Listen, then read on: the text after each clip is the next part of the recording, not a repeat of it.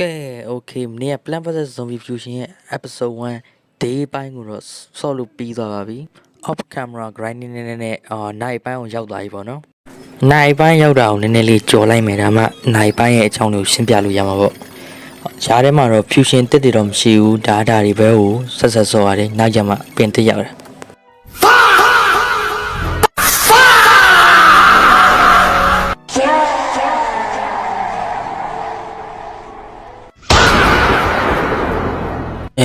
original game တိုင်းမှာပေါ့ပထမဆုံးရတာ pub shroom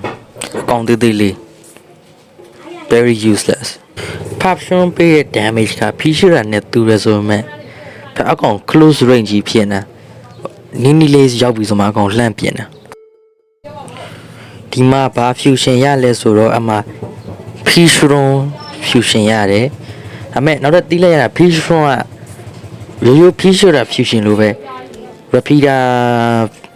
repeater shroom split shroom ပြီးတော့ gathering shroom ဆိုပြီးအထီးရတယ်။နည်းနည်းတော့စိတ်ဝင်စားချက်ကောင်းတယ်သူက3កုံပြတယ်3កုံပေါင်းပြတယ်။ကဲ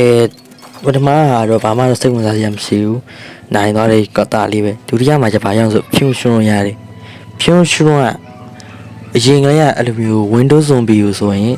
ကောင်တာပေါ့ Windows Zombie ကိုဖောက်ပြီးတော့ပြစ်တဲ့သဘော။ game play တွေတော့သိကြတဲ့အတိုင်းပဲပြင်းစရာကောင်းတယ်။နောက်ဆုံး game play ညမှာပြရတော့မယ်အဲ့ဒါစိတ်ဝင်စားစရာကောင်းမှာမို့လို့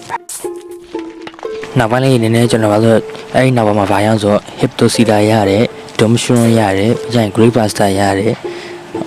အဲ့ Ice Shroom ရတယ်အကောင့်တွေရပြီးတော့နောက်ဆုံး game play ပေါ့